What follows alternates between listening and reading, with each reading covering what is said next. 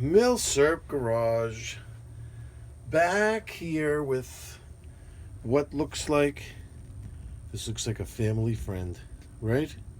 This thing, it looks like it's been, this is the quintessential sound-bited shotgun sound, by the way. You ready?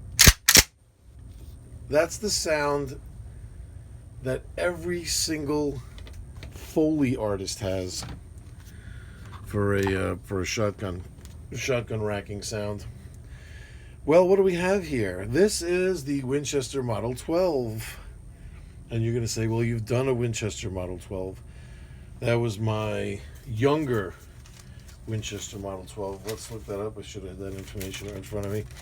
But the video that I've done before was a 1961 2 3/4 shell, full choked, with a takedown frame, 12 gauge, 30-inch barrel. Most of these were 2 3/4 inch when they were 12 gauge, but this is a special Winchester Model 12. It is a heavy duck. Heavy duck, baby. I was walking around the gun show and I bought this thing. People were like, wow, nice shotgun. And I was going, heavy duck, baby, to everybody. And that basically made me the most annoying person at the gun show. But look at this thing. This thing was used. I'm going to give you the history of this shotgun. Listen to this resume, okay?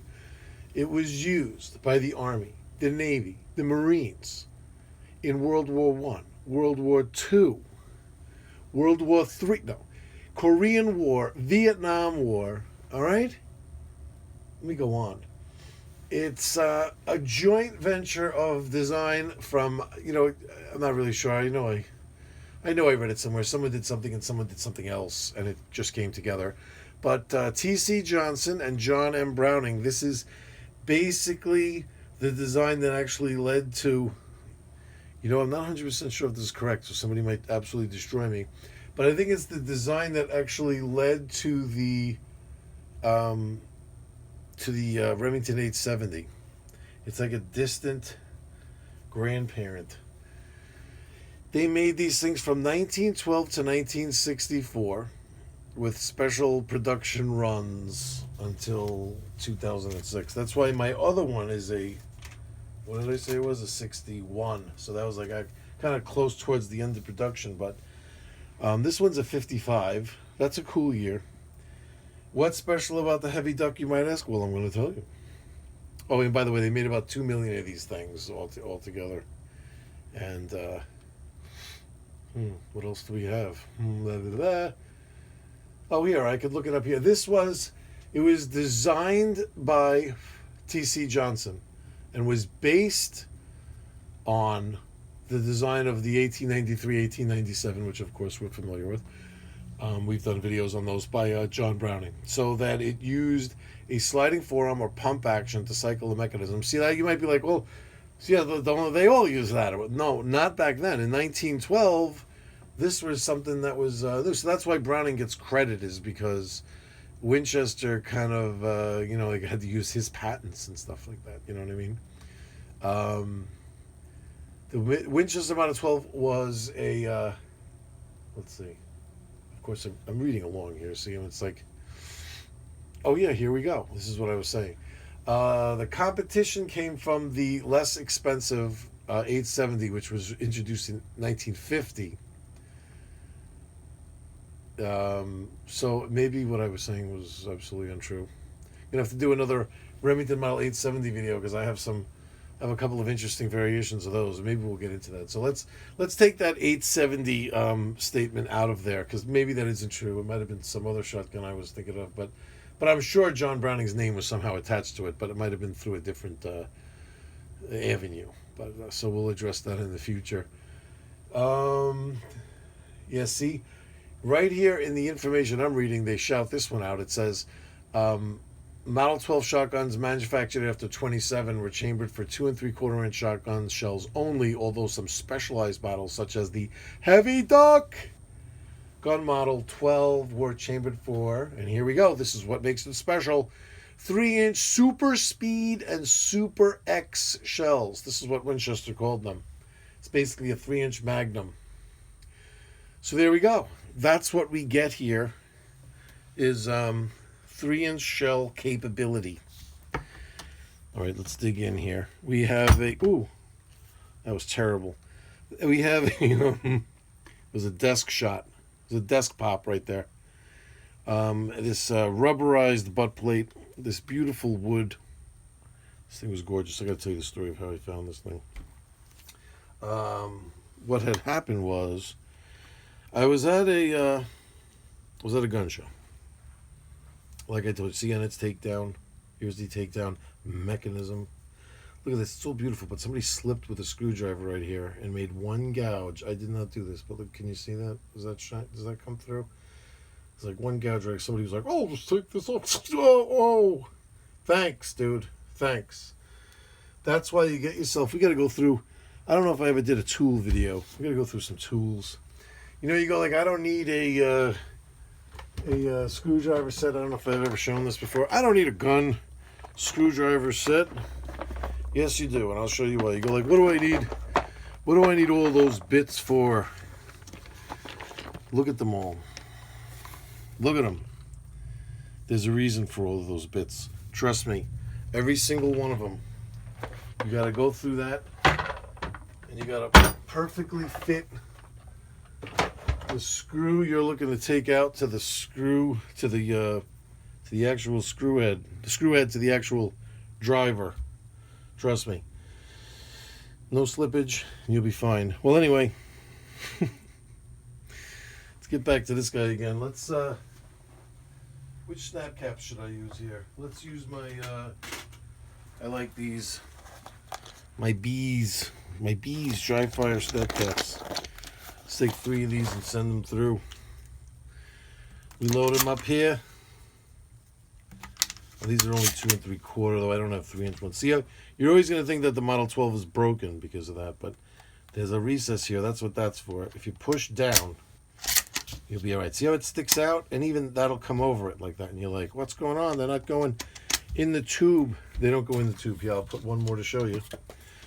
Don't stop messing around. Try to push that in with the next one. You don't have to. See, there's like this little recess right here. You just put the next shell with your thumb right on that recess.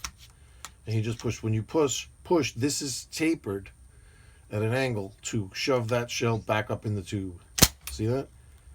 And then right in with the, I'm doing it in the wrong, you know what I'm saying. Yeah, well, let's get this going again. I'm doing it the wrong angle so I could show you, but basically like this, and your thumb is behind it, and when you push down, you're gonna get that right there, and you just go right on. Don't worry about that. That'll take care of itself, because it's not going the other way. So if it just stays like that, that's fine. But when you shoot the first one, it does just fine on its own. Just leave it alone. Just leave it alone. That's what my father used to say. Just leave it alone. Everything I used to say to my dad. Hey, Dad, there's a raccoon eating the last of our food. Just leave it alone. It loads like a dream. And there it is. All right, let me explain to you what happened at the gun show now. I walk up to a table, a guy that I see, I buy stuff from every once in a while. And he looks weird. He looks like a mountain man, kind of. He's very quiet. He's an interesting guy. He's at these the gun show I go to all the time. He's always there. He's always in the same spot. And he always has like, he's not like a dealer or anything. He's just a guy that collects and has so much stuff that he goes to the gun show, sells off stuff that he doesn't want, and then, does another gun show and goes through the gun show and buys a bunch of stuff. Then I'll see him. He doesn't have a table at some of them, and he's just there buying stuff. So he's like a competitor when he's there, and you want to buy something. If anything's good, he buys up a lot of good stuff. But then I like to see him at the show selling, because then I know I don't have to compete for him for buying. Well, anyway, to make a long story short, if that's even possible at this point, he has this shotgun on his table, and it catches my eye. Why does it catch my eye? Because it basically looks brand new. Okay? And I knew that these existed, these heavy duck ones. I see the 3-inch. Let's see if I can get you some. visuals here. Let's get some visuals going. What do we have here? Super X 3-inch for super speed. Nice. Full choke, 30-inch barrel. This is a monster of a trap gun right here. This thing will destroy ducks. This thing will blast ducks into pieces. It's sick. So it looks brand new. And I'm looking at the bolt face here. I take a look in there. I'm looking at the bolt face. Can you see that? Can you see that bolt face? I'm looking at that. I'm like, this thing is brand new, bro. I take the serial numbers down. I walk off on the side. I do a little computations there on my phone, and I'm seeing that this thing is a 55 vintage, and everything. The chamber. Look, can you get in there? Can you see the chamber? Can you get in there and see the chamber? Or can we get in there? Can we get look at that? Look. What? So, I was like, it must be mine. It's like buying a brand new one. It's like going back to 1955 and buying one of these.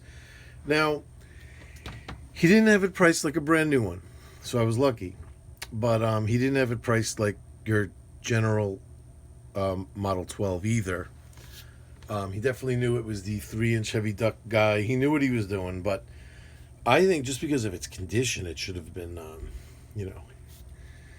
it should have been, except for that one gouge. And I know he didn't do that, so I don't know. I'm sure he bought it like that. He's definitely doesn't look like the type to put a gouge with a screwdriver, but I swear to you, it wasn't me. Somebody did it. But it's not the biggest deal in the world. It's but it didn't stop me. The fact that it looked brand new didn't stop me from taking it to the trap range and shooting it, though. So if I paid any extra because it never had a round through it, I definitely ruined that. But it definitely looked brand new. I said to him, it doesn't look like this thing's ever been fired. And he was like, I never shot it. So, like I said, he was a man of few words. But there it is. 3 inches. 3-inch shells. And go to town. I wonder if you went to shoot trap and you just had 3-inch shells in there and they didn't notice. I don't think you're allowed to use them, but you may be able to hit those things a little easier with more shot if he wasn't paying attention. Well, then when you'd have to keep all your empty shotgun shells, because if you were shucking them onto the floor, you'd see that if you had to clean up or whatever. You'd be busted. You'd be like, all right, who's using the 3 inchers? Get out. But if you just racked them into your hand, like as if you were a reloader or something, then you'd probably get away with it. So, yeah, I don't even like to take this thing down. You know why? Because it's just so mint. I don't even want that to loosen up. So if you want to see it take down, I'm pretty sure in my last Model 12 video, I did show you the takedown feature. But man, is this thing sweet. Look at that nice bead. Yep, it's mint. It's mint. And it shoots awesome. I think like the first round I shot with it, I was like, what? Like I wasn't hitting anything, but then it got better. I don't know what I was looking at. Sometimes with a shotgun you're really not sure because it doesn't have anything back here. It just has the bead on the front, so you're like, where am I setting that bead up? Am I putting it right along the top of the barrel? Am I supposed to be looking at some of this? You're not really sure. But then once you figure it out and you kind of get that, and you get the feel for it, then you're all right. So since I already did a Model 12, all I really had to show you was this really clean one with the 3-inch chamber. Let me see. Can I get any more? Yeah, I'm not going through the military use. It doesn't really seem to make much sense if this thing is... This Milsurp Garage, I'm showing you a duck gun, and I'm going to talk about what a trench gun is for. That wouldn't make much sense. But the history, these things have such a solid history. And that noise, that's what I'm telling you. That's the sound. And these are single action bar, you know what I mean? But rock solid. They feed really well. And they have that tilting bolt. See that? And the locking lug is up in the roof. I think you could even see it there. See that locking lug up in the roof? Yeah, goes right in a chasm up there. But dual claw extractors that are monstrous. So they're definitely yanking anything out of that chamber, no matter how stuck it is in there. You know, this was back in the day of a chunk of billet steel that was cut into a receiver. That's what this is. I'm telling you right now. And heavy duck. If you see one of these, you should grab it, because these were only made from 35 to 63. If I didn't say that already, that's something I could throw out there. From 35 to 63, and considering, I mean, it is the Winchester Model 12. They started making it a long time ago, so they this was obviously something that came along a little later on, but I don't think they made many of these things. I think this was a find. It was a find. And so that's it.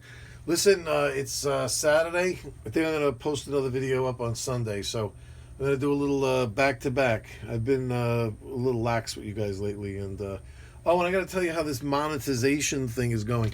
I think I made $1.89 since I started monetizing, but I want to tell you that how it worked with.